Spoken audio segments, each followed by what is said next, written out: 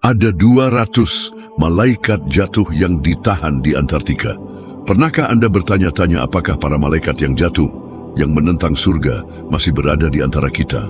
Bukan sebagai bayangan atau kenangan, tetapi hidup, di penjara di tempat nyata terpencil, sunyi dan diabaikan oleh hampir seluruh umat manusia. Antartika, benua beku dan terlupakan ini, mungkin menyimpan salah satu rahasia rohani terbesar dalam sejarah. Sebuah penjara yang tidak dibangun oleh tangan manusia, tetapi atas perintah langsung dari Tuhan, mengurung di sana para malaikat pemberontak yang dihukum bahkan sebelum air bah. Ada yang mengatakan jumlah mereka 200. Ada yang mengatakan mereka masih hidup, menunggu hari penghakiman. Gagasan bahwa ada 200 malaikat jatuh yang tersembunyi di bawah kilometer es Antartika bukan sekadar spekulasi. Ia lahir dari gabungan antara apa yang tertulis dalam kitab suci dan apa yang tidak bisa dijelaskan oleh ilmu pengetahuan modern. Dan semuanya dimulai dengan sebuah kalimat yang terlupakan di halaman Alkitab.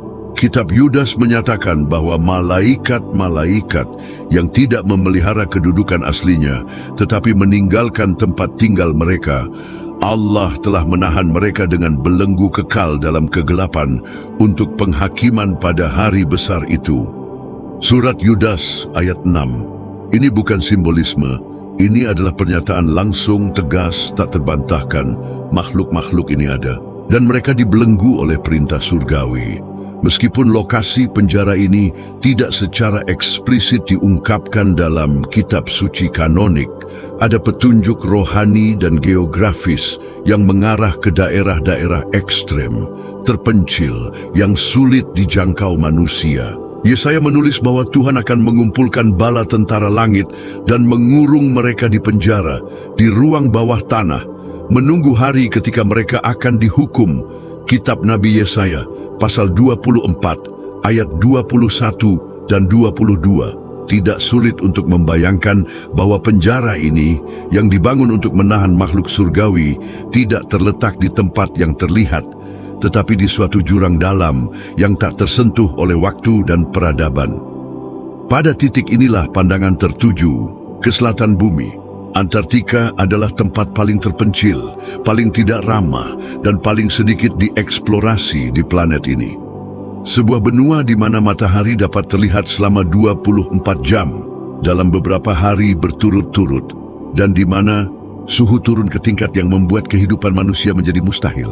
Dan justru karena itu, ia menjadi secara rohani tempat yang masuk akal untuk menahan sesuatu yang tak terpikirkan.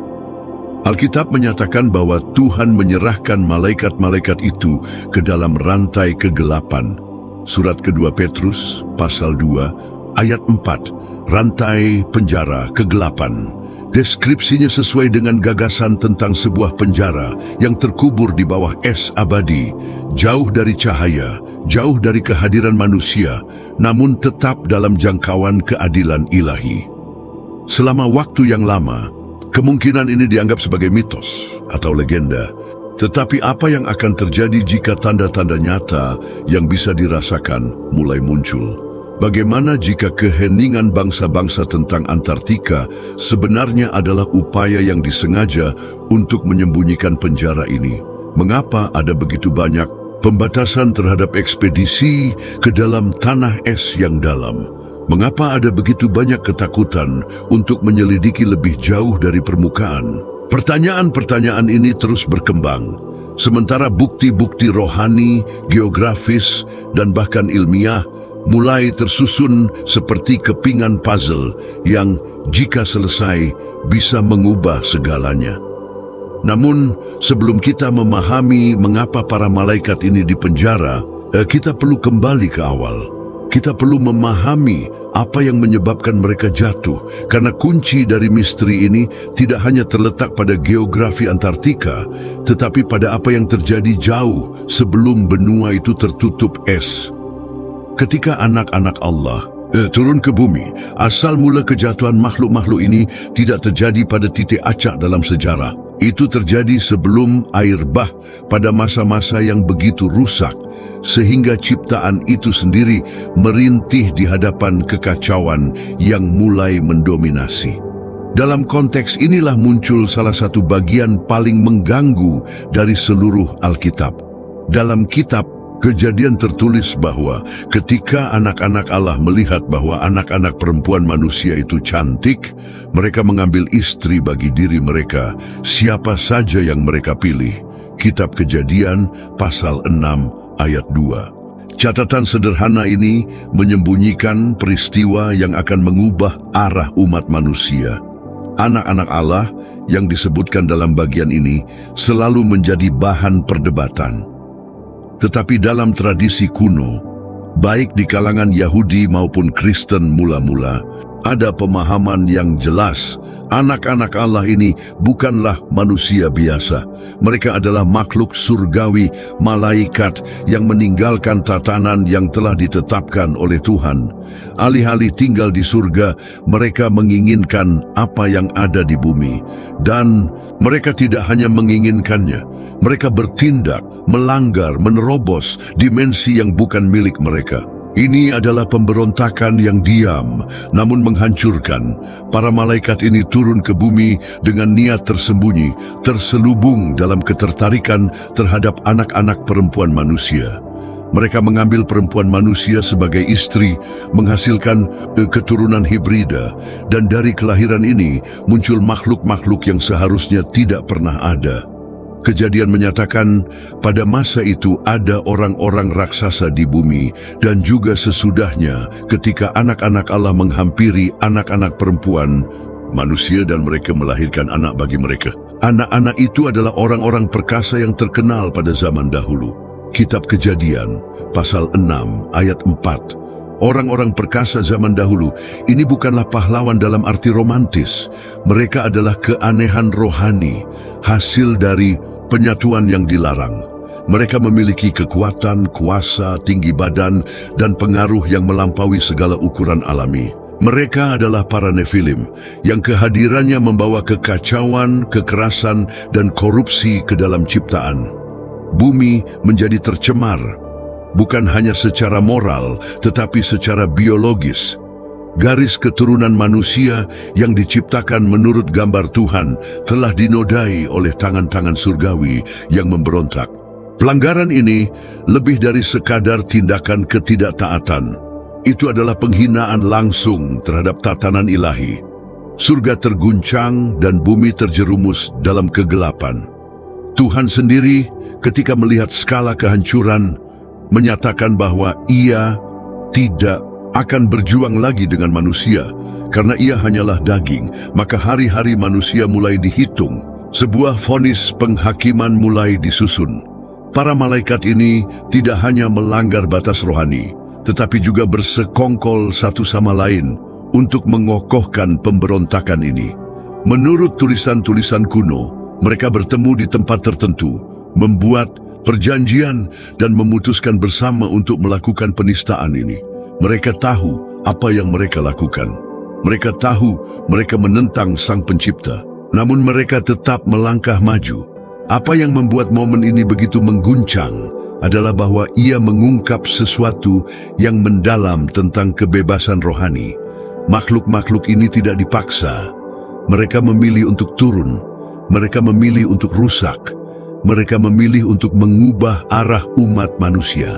Dan dalam pilihan itu, mereka menetapkan takdir mereka sendiri, tetapi mereka tidak bertindak tanpa konsekuensi. Penghakiman akan datang, tidak segera, tetapi pasti. Tuhan tidak akan mengabaikan penghinaan sebesar ini. Mereka yang seharusnya melindungi, ciptaan justru menjadi yang paling melukainya, dan hasil dari semua ini akan menjadi sesuatu yang belum pernah dilihat. Surga akan terdiam, penghakiman akan bergerak, dan mereka yang meninggalkan tempat tinggalnya akan dilemparkan ke dalam kegelapan yang dalam.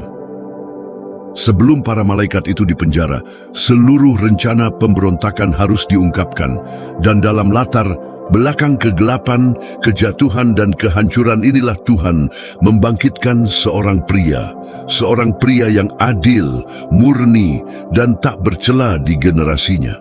Dan melalui dirinya, harapan akan tetap hidup. Melalui dirinya, bumi akan dihakimi dan para malaikat yang jatuh akan menerima hukuman mereka.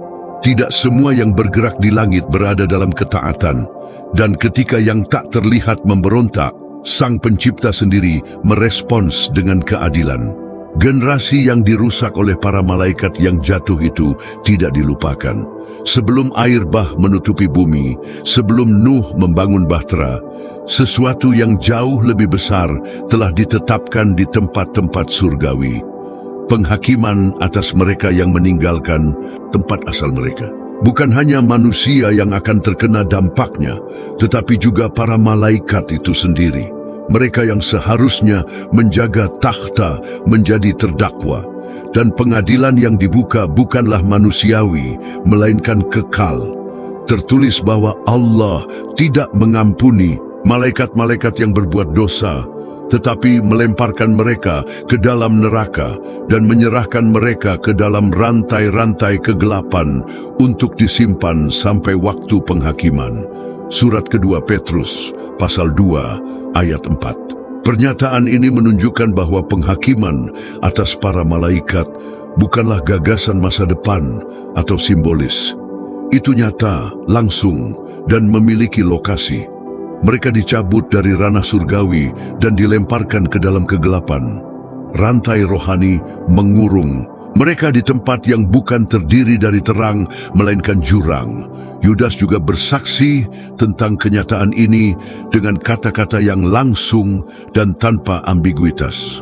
Ia mengatakan bahwa malaikat-malaikat yang tidak memelihara kedudukan mereka, tetapi meninggalkan tempat tinggal mereka sendiri, telah ditahan dalam penjara kekal, dalam kegelapan untuk penghakiman pada hari besar itu.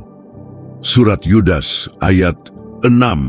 Ungkapan penjara kekal tidak bisa diabaikan. Ia menunjukkan pada pemenjaraan yang konkret, meskipun tidak terlihat oleh mata manusia, tetapi sepenuhnya hadir dalam dimensi rohani. Ini bukan sekadar hukuman moral atau metaforis. Ini adalah penjara yang nyata, dibangun untuk menahan kekuatan dan pengaruh makhluk-makhluk ini. Kita tidak sedang membicarakan setan-setan yang berkeliaran di bumi, tetapi malaikat-malaikat yang dikurung, diisolasi, dibatasi oleh keputusan ilahi. Mereka tidak memiliki kebebasan untuk bertindak. Mereka disegel, dipisahkan hingga waktu penghakiman terakhir digenapi. Apa yang mendorong Allah untuk bertindak dengan begitu tegas adalah luasnya kerusakan yang terjadi. Para malaikat itu tidak hanya jatuh, mereka mencemari apa yang murni. Mereka ikut campur dalam ciptaan. Mereka menghasilkan keturunan dengan manusia. Mereka merusak garis keturunan. Mereka menyebabkan kekacauan secara rohani, sosial, dan biologis. Kejatuhan makhluk-makhluk surgawi ini bukan kejadian tunggal, melainkan kolektif dan direncanakan. Mereka mengorganisir diri untuk menantang kekudusan. Putusan datang sebagai respons langsung terhadap pelanggaran terhadap tatanan suci. Para malaikat ini diambil dari hadapan Tuhan dan dilemparkan ke tempat yang penuh kegelapan dan penantian. Tempat ini yang digambarkan sebagai jurang, sebagai kegelapan luar, muncul dalam bagian lain dari kitab suci. Dalam Wahyu, disebutkan bahwa seorang malaikat turun dari surga dengan kunci jurang maut dan rantai besar untuk mengikat naga. Kitab Wahyu, pasal 20, ayat 1-3. Gambar pemenjaraan rohani ini berulang sebagai pola dari keadilan ilahi terhadap makhluk rohani yang memberontak. Tidak sulit membayangkan bahwa jurang ini, penjara ini, terletak di suatu titik yang tidak dapat diakses di bumi. Tempat di mana cahaya tidak menembus, di mana kehidupan tidak tumbuh. Tempat yang dikhususkan untuk hal yang seharusnya tidak pernah terjadi. Meskipun Alkitab tidak menyebutkan lokasi pastinya, ia menyatakan bahwa penjara ini ada. Dan ini membawa kita untuk berpikir di mana penjara rohani ini berada. Sebelum kita beralih ke geografi, perlu dipahami bahwa penjara ini bukan hanya hukuman, itu adalah perlindungan. Tuhan tidak hanya menghukum para malaikat, Dia juga melindungi umat manusia dari meluasnya kerusakan ini. Penjara itu menjadi tembok antara yang kudus dan yang najis, sebuah batasan yang mencegah pemberontakan menyebar lagi dengan cara yang sama. Mereka ada di sana, dan mereka sedang menunggu. Tapi tempat di mana mereka dikurung bisa jadi lebih dikenal daripada yang kita bayangkan. Justru pada saat inilah catatan yang terlupakan dan geografi yang diabaikan mulai selaras dengan kitab suci. Deskripsi tentang tempat pemenjaraan yang diungkapkan kepada seorang pria yang tidak mengalami kematian mulai muncul sebagai kunci utama. Geografi yang hilang dan benua yang terlupakan. Sebelum bumi ditutupi oleh air dan sebelum penghakiman dijatuhkan, seorang pria diambil dari tengah-tengah orang, hidup untuk menyaksikan apa yang hanya bisa dilihat oleh sedikit orang yang layak. Namanya Henokh, dan kepadanya Tuhan mempercayakan penglihatan-penglihatan yang mendalam, baik tentang surga maupun kegelapan.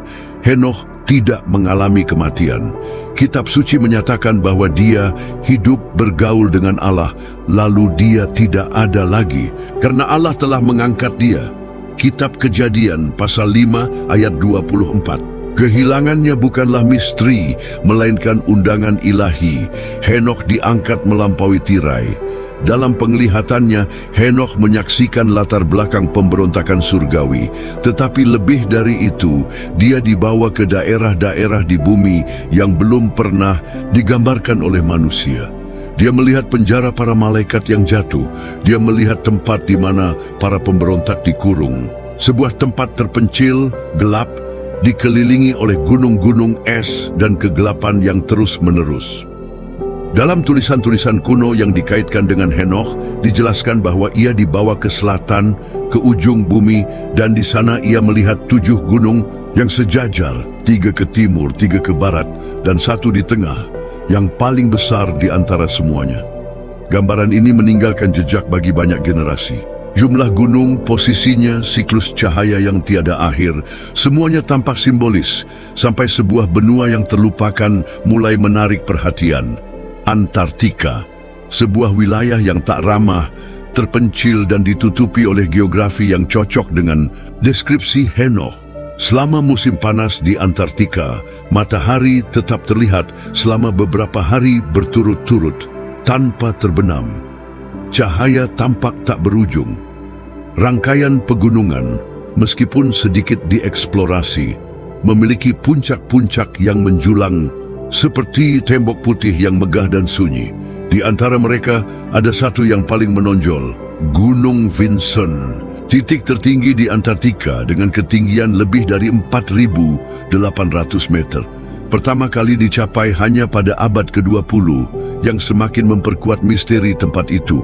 Bagi mereka yang percaya bahwa Henokh telah dibawa ke benua ini ribuan tahun sebelum manusia pertama kali menginjakkan kaki di sana, detail-detail ini menjadi hidup gunung-gunung itu.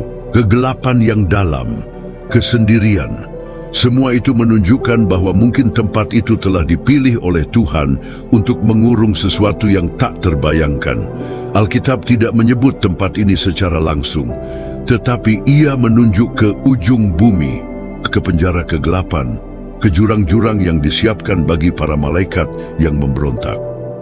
Yesaya menyatakan bahwa pada hari itu Tuhan akan menghukum tentara langit di tempat tinggi dan para raja di bumi di atas bumi. Mereka akan dikumpulkan seperti tawanan dalam lubang dan akan dikurung dalam penjara.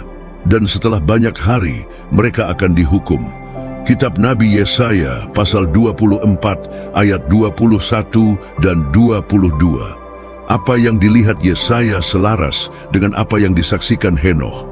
Sebuah penjara yang nyata, geografis, dipisahkan oleh Tuhan hingga waktu yang telah ditentukan. Dan mengapa tempat ini harus begitu ekstrim? Mengapa begitu sulit diakses? Jawabannya mungkin terletak dalam keadilan ilahi itu sendiri. tempat yang dipilih untuk mengurung para malaikat yang jatuh. Harus jauh dari kerusakan manusia, harus tak terjangkau, tak ramah, murni. Antartika yang diselimuti es, tanpa kota, tanpa pemukiman manusia permanen, menjadi latar yang ideal untuk sebuah penjara rohani. Sebuah tempat di mana waktu tampak membeku dan di mana mata dunia jarang memandang. Deskripsi Henokh bukanlah metafora. Itu adalah catatan tentang geografi rohani yang nyata, tersembunyi di depan mata semua orang. Dan mungkin karena itulah, selama berabad-abad, akses ke benua ini sangat dibatasi, sangat diatur, sangat dikelilingi oleh keheningan. Ini bukan hanya soal dingin atau sains, ini adalah persoalan rohani. Sesuatu telah dikubur di sana, dan orang-orang kuno mengetahuinya. Tetapi apa yang sebelumnya tampak hanya sebagai penglihatan kuno dari seorang pria saleh mulai memperoleh kekuatan ketika ilmu pengetahuan modern tanpa disengaja menyentuh permukaan sesuatu yang tidak siap untuk dilihat oleh siapapun. Penemuan NASA, gema dari jurang langit menyatakan kemuliaan Allah. Namun terkadang justru dalam kesunyian bumi ia memilih menyembunyikan tanda-tanda penghakimannya. Pada tahun 2006, satelit-satelit Amerika Serikat yang dikirim untuk mempelajari struktur geologi Antartika mendeteksi sesuatu yang menantang seluruh penjelasan alami. Sebuah anomali elektromagnetik yang kuat tercatat di bawah lapisan es yang telah berusia ribuan tahun, tepat di sebuah wilayah yang tidak ramah dan hampir tidak dapat diakses oleh manusia. Pada awalnya, hal itu dianggap sebagai kesalahan pembacaan. Namun bahkan setelah sistem dikalibrasi ulang, sinyal tersebut tetap ada. Ada sesuatu yang aneh di bawah tanah, sesuatu yang seharusnya tidak ada di sana. Ilmu pengetahuan tidak menemukan jawaban, dan mungkin tidak akan pernah, karena apa yang menghuni alam, tak kasat mata, tidak dapat diungkap hanya dengan penggalian atau radar. Beberapa penjara tidak bisa dibuka dengan kunci manusia, dan kitab suci telah memperingatkan hal ini. Petrus menulis bahwa Allah menyerahkan malaikat-malaikat yang jatuh ke dalam rantai kegelapan. Surat kedua Petrus, pasal 2, ayat 4. Istilah yang digunakan untuk kegelapan dalam bahasa Yunani aslinya merujuk pada kepadatan yang bukan sekadar ketiadaan cahaya, tetapi suatu ruang di mana waktu itu sendiri membengkok, di mana penghakiman Allah berdiam dalam keheningan mutlak. Apa yang ditemukan NASA bukanlah struktur geologi biasa. Itu adalah gema dari jurang, sebuah sinyal spiritual yang menembus batas materi. Dan ini bukan pertama kalinya hal semacam ini terjadi. Dalam berbagai bagian kitab suci, dunia fisik disentuh oleh realitas spiritual yang tak terlihat.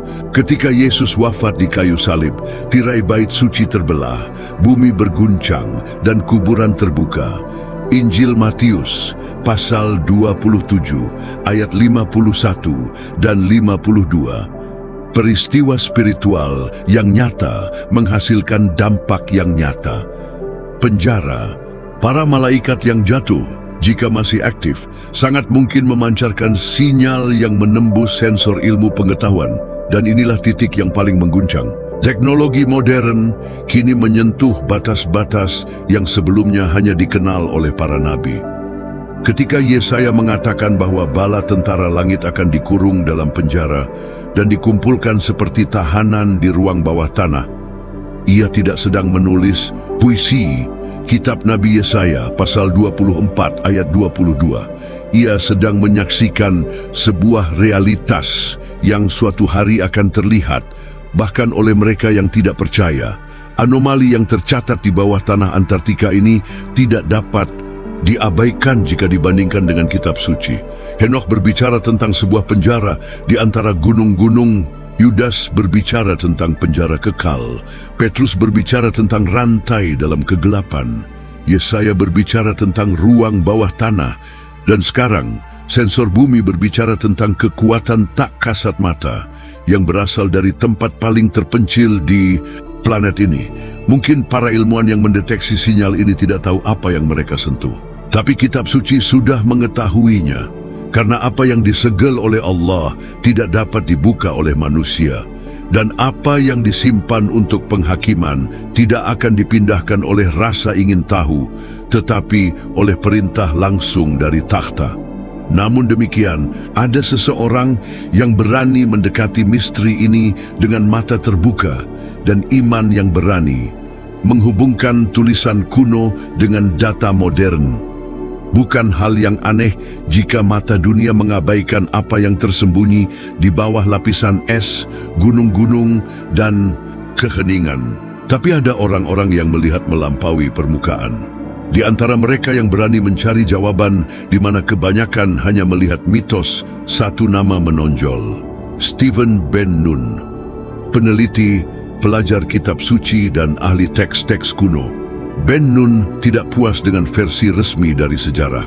Ia menggabungkan data ilmiah dengan nubuat-nubuat yang terlupakan, peta dengan tulisan kuno, dan menemukan titik temu di mana sedikit orang berani melangkah. Gunung Vinson.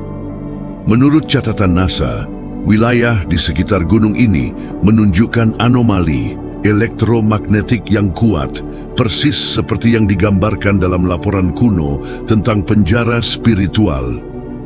Namun saat menyelami kitab Henokh, Ben Nun menemukan kunci yang menghubungkan masa lalu dengan masa kini. Henokh, ketika dibawa untuk menyaksikan penjara para malaikat yang jatuh, menceritakan bahwa ia dibawa ke selatan, di mana ia melihat 7 gunung yang tersusun dalam 3 arah, 3 ke timur, 3 ke barat, dan 1 di tengah, yang paling besar dari semuanya.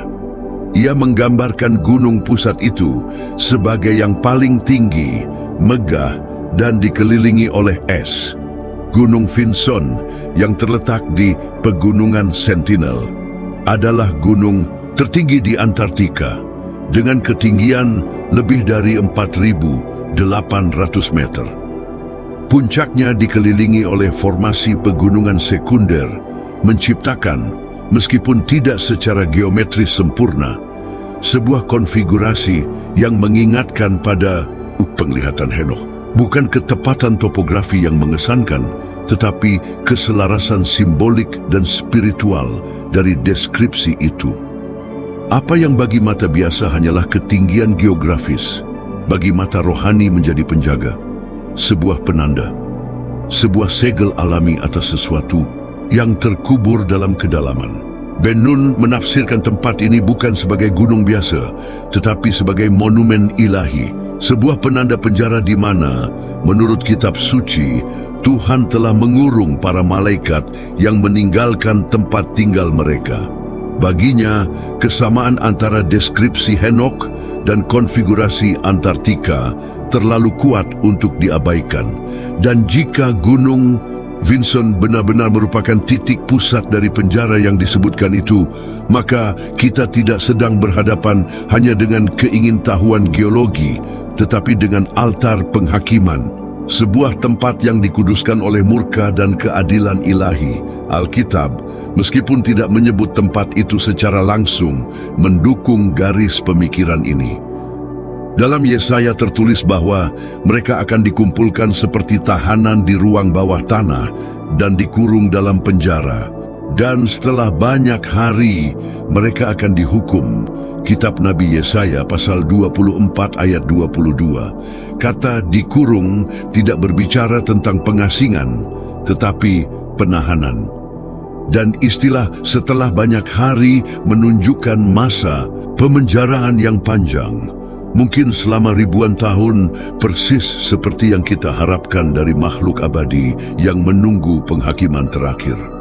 Bagi Ben Nun, kombinasi antara data ilmiah NASA, geografi Antartika, dan teks-teks apokrif membentuk segitiga profetik. Ia menunjuk Gunung Vinson sebagai kemungkinan penanda pusat dari penjara para malaikat yang jatuh. Bukan sebagai alegori, tetapi sebagai realitas spiritual yang menjelma dalam ruang fisik. Dan masih ada satu detail yang memperkuat hipotesis ini. Fakta bahwa pendakian pertama yang dikonfirmasi ke gunung ini baru terjadi pada tahun 1966.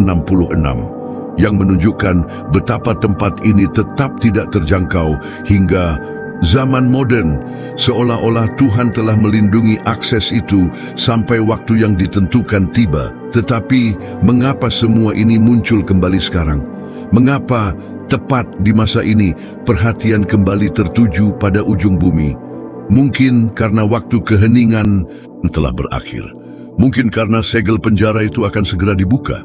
Dalam Wahyu tertulis bahwa aku melihat seorang malaikat turun dari surga membawa kunci jurang maut dan rantai besar di tangannya. Ia menangkap naga itu dan melemparkannya ke dalam jurang, menguncinya dan meletakkan segel di atasnya. Kitab Wahyu pasal 20 ayat 1 dan 2. Pola pemenjaraan, penyegelan dan penantian ini berulang dalam seluruh kitab suci. Jika Gunung Vincent menandai titik pusat dari penjara para malaikat, maka bukti-buktinya tidak hanya ada dalam kitab suci atau penglihatan Henokh, tetapi juga di dunia nyata, dalam geografi, sensor dan data. Ciptaan berbicara, dan mungkin ia sedang berbisik di antara es dan kesunyian bahwa ada sesuatu di sana yang sedang menunggu. Ilmu pengetahuan menyentuh apa yang tidak ia pahami.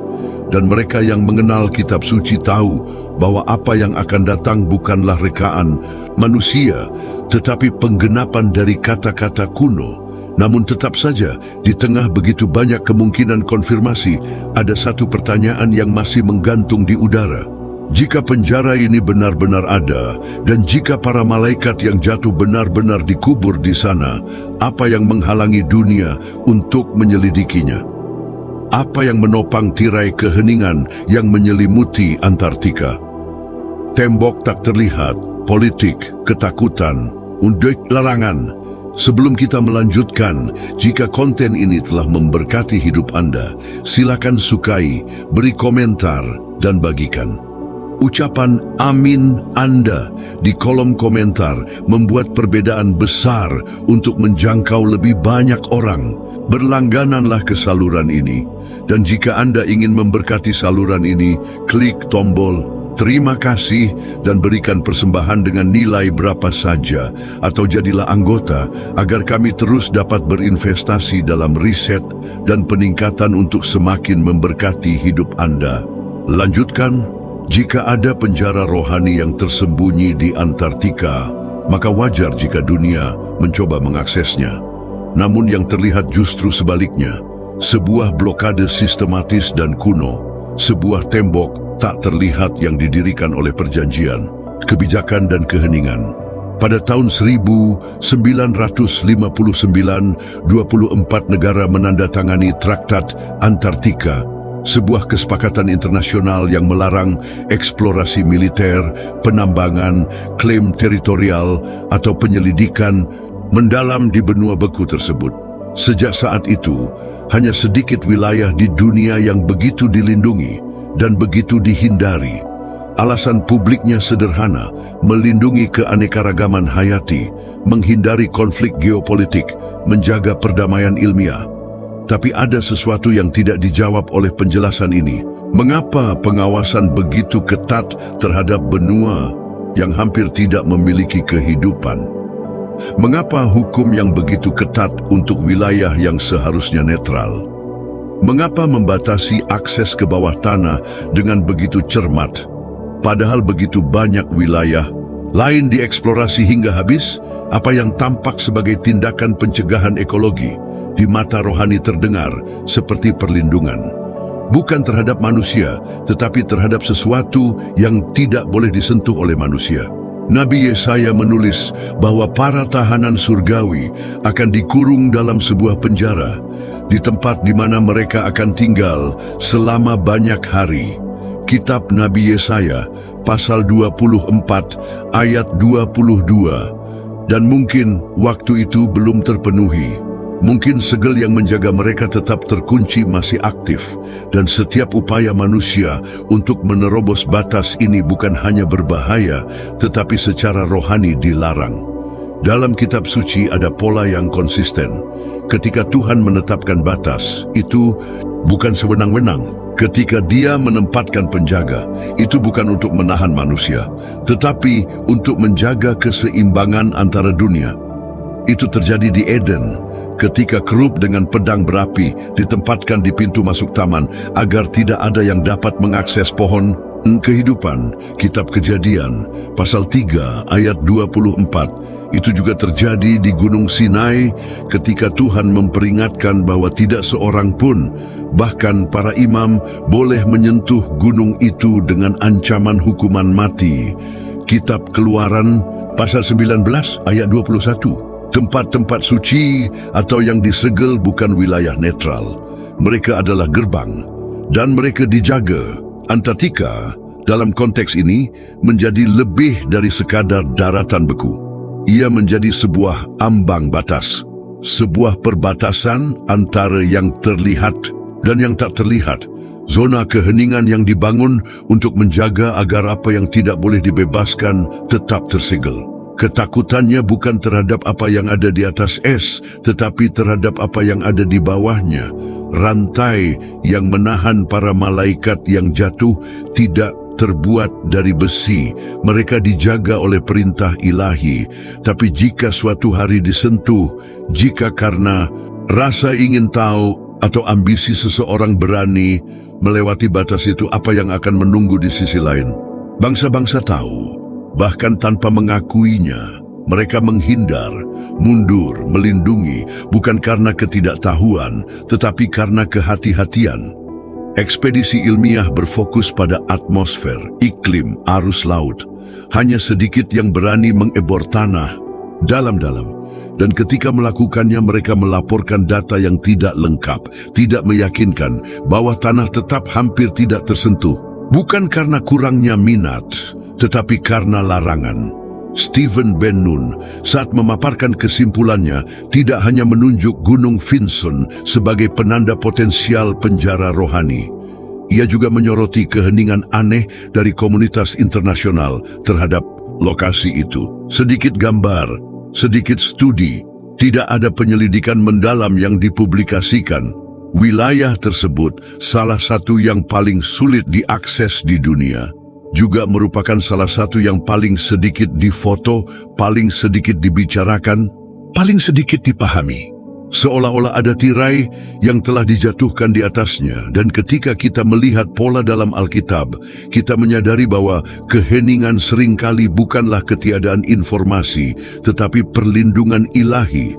Tuhan menyembunyikan tubuh Musa sampai-sampai bahkan orang Ibrani pun tidak tahu di mana dia dikuburkan. Kitab Ulangan, pasal 34, ayat 6. Malaikat Mikhael bertarung dengan setan demi tubuh itu, dan pertempuran itu disembunyikan. Surat Yudas, ayat 9. Ada hal-hal yang Tuhan sembunyikan bukan karena tidak penting, tetapi karena mereka kudus atau berbahaya, atau keduanya.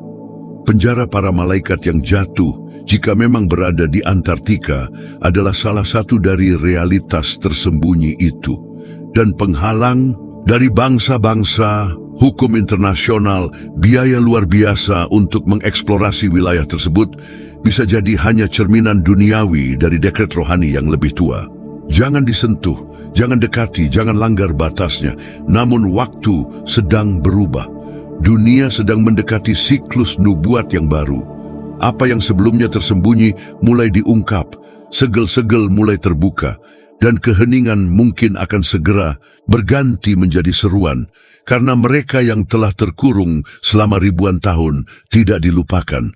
Mereka sedang menunggu, dan ketika mereka dibebaskan, mereka tidak akan datang sendirian. Waktu keheningan sedang berakhir. Ada momen-momen dalam sejarah ketika langit tetap diam. Tapi keheningan itu tidak pernah kosong. Itu adalah jeda, sebuah ruang antara penghakiman yang telah ditetapkan dan penghakiman yang akan dilaksanakan. Sejak para malaikat yang jatuh dilemparkan ke dalam penjara kegelapan, abad-abad berlalu seperti bayangan di atas bumi. Umat manusia melupakan, kerajaan berganti, tetapi vonis itu tidak dibatalkan. Ia tetap hidup.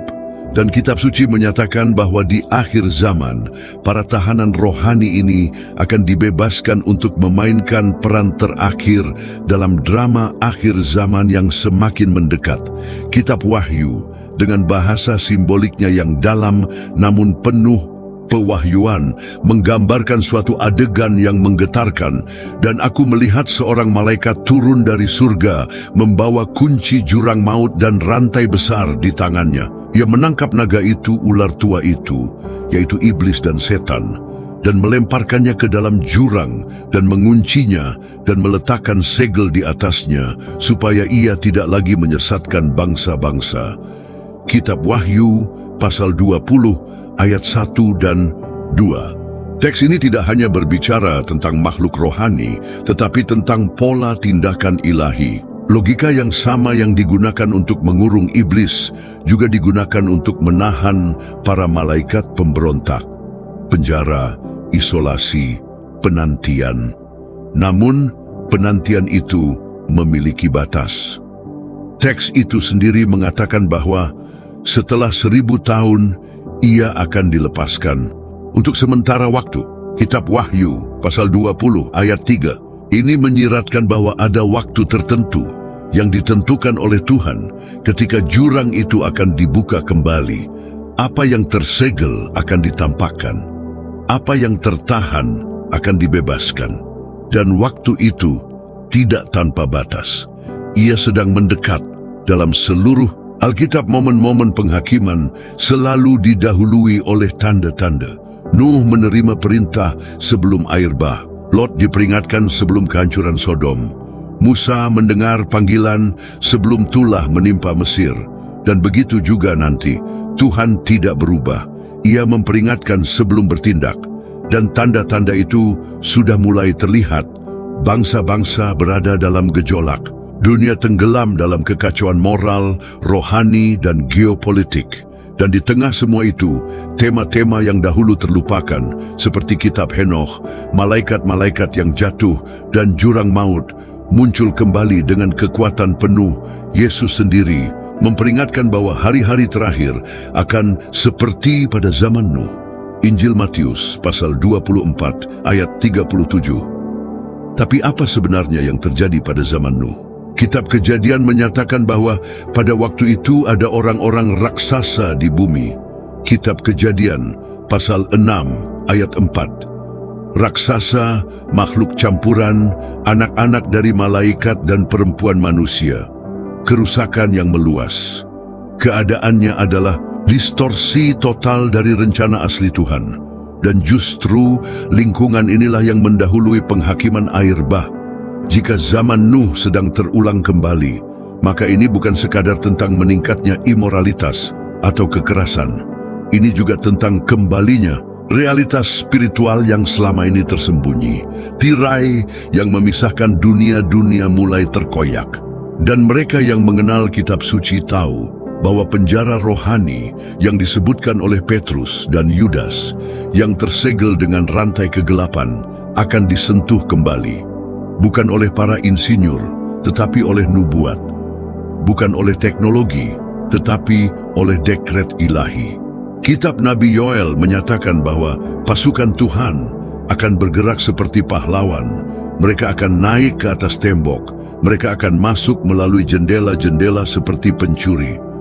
Kitab Yoel, pasal 2, ayat 9. Tapi sebelum pasukan kudus itu bergerak, yang lain akan datang lebih dahulu. Karena penghakiman dimulai dengan pengungkapan atas apa yang tersembunyi. Dan mereka yang hari ini masih tersegel, jika dilepaskan, akan membawa serta dimensi kekacauan yang belum pernah dihadapi oleh dunia modern. Antartika, sebagai panggung sunyi dari penjara ini, mungkin akan menjadi tempat pertama yang menyaksikan kehancuran ini. Dan mereka yang mengamati langit serta tanda-tanda di bumi, sudah mulai menyadari bahwa sesuatu sedang berubah. Perjanjian, sains, narasi resmi, semuanya tampaknya bergerak menuju titik di mana tidak mungkin lagi menyembunyikan apa yang telah dikuburkan di sana. Ketika waktu itu tiba, tidak akan ada penjelasan teknis yang cukup, karena yang akan muncul bukan sekadar fenomena, tetapi sebuah pewahyuan, sebuah penghakiman. Sebuah pengungkapan dari apa yang telah lama diabaikan oleh dunia. Petrus menyatakan bahwa Allah tidak menyayangkan malaikat-malaikat yang berdosa, tetapi melemparkan mereka ke dalam rantai-rantai untuk disimpan sampai hari penghakiman. Surat kedua Petrus pasal 2 ayat 4. Dan kata disimpan menunjukkan bukan hanya hukuman masa lalu, tetapi juga aktivasi masa depan. Vonis telah dijatuhkan, tetapi pelaksanaannya akan terlihat. Dan ketika makhluk-makhluk ini dibebaskan, misi mereka bukan lagi untuk merusak garis keturunan manusia, tetapi untuk mempersiapkan panggung bagi pertarungan terakhir. Mereka tidak akan datang sebagai tamu, tetapi sebagai hakim, sebagai alat untuk menyelesaikan siklus penghakiman. Keheningan Antartika dalam hal ini bukanlah akhir, melainkan jeda, sebuah napas ilahi sebelum sangkakala berbunyi. Dan mereka yang memiliki telinga untuk mendengar sudah menangkap suara teredam dari apa yang akan datang. Karena ketika penjara itu terbuka, tidak ada lagi cara untuk pura-pura bahwa itu hanya legenda, hanya simbol, hanya berlebihan. Apa yang dulunya hanya teori akan menjadi pengalaman nyata, dan dunia harus menghadapi apa yang telah dikurung selama ribuan tahun, bukan secara kebetulan, tetapi karena belas kasih. Dan jika malaikat-malaikat yang jatuh benar-benar ada di sana, jika rantai rohani yang digambarkan dalam kitab suci dibungkus oleh es, bukan sebagai mitos, tetapi sebagai kenyataan harfiah, dan jika di bawah kaki kita sendiri, di kedalaman benua yang terlupakan, ada sebuah penjara yang hidup, berdenyut, menunggu saat penghakiman. Maka pertanyaannya sekarang bukan lagi sekadar geografis atau teologis, ia menjadi pribadi. Karena di hadapan kemungkinan ini, hati manusia tidak bisa tetap acuh tak acuh. Rasul Petrus berkata dengan jelas, Allah tidak menyayangkan malaikat-malaikat yang berdosa. Mereka dilemparkan ke dalam rantai kegelapan yang kekal, menunggu hari penghakiman. Surat kedua Petrus pasal 2 ayat 4. Yesaya bernubuat bahwa para tahanan surgawi akan dikurung untuk waktu yang lama dan kemudian akan dihukum. Kitab Nabi Yesaya pasal 24 ayat 22. Firman Tuhan tidak pernah gagal. Jika ada waktu yang ditetapkan untuk akhir dari keheningan ini, maka kita sedang berjalan menuju waktu itu. Dan ketika waktu itu tiba, dunia tidak akan sama lagi. Tidak akan ada netralitas, tidak akan ada kenyamanan. Hanya akan ada konfrontasi antara yang milik Allah dan yang menentangnya. Kitab Yudas menegaskan kenyataan ini dengan mengatakan bahwa malaikat-malaikat yang memberontak disimpan dalam penjara yang kekal. Surat Yudas ayat 6. Tapi, mengapa Yudas menggunakan istilah disimpan? Karena penghakiman itu belum sepenuhnya dijalankan. Ia telah disegel, ditentukan, tetapi menunggu saat yang tepat. Jam Allah tidak pernah terlambat, dan ketika saat itu tiba, setiap manusia harus memilih di pihak mana ia berdiri. Netralitas rohani akan menjadi hal yang mustahil. Karena itu, pertanyaan yang muncul sekarang bukan lagi apakah mereka ada di sana. Pertanyaan sebenarnya adalah, jika mereka ada, apa pengaruhnya terhadapku? Karena pengetahuan tanpa perubahan hanya akan menghukum. Mengetahui kebenaran dan terus hidup, seolah-olah itu tidak penting, adalah risiko terbesar dari generasi saat ini. Jika penjara malaikat-malaikat yang jatuh itu nyata, maka surga itu nyata, neraka itu nyata, penghakiman itu nyata. Dan jika semua itu nyata, maka anugerah juga nyata. Salib itu nyata, pengampunan itu nyata, pertobatan itu mendesak. Injil bukan lagi sekadar alternatif rohani.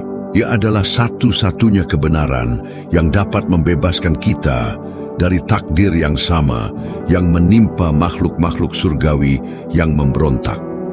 Selama waktu masih ada, panggilan itu terus bergema.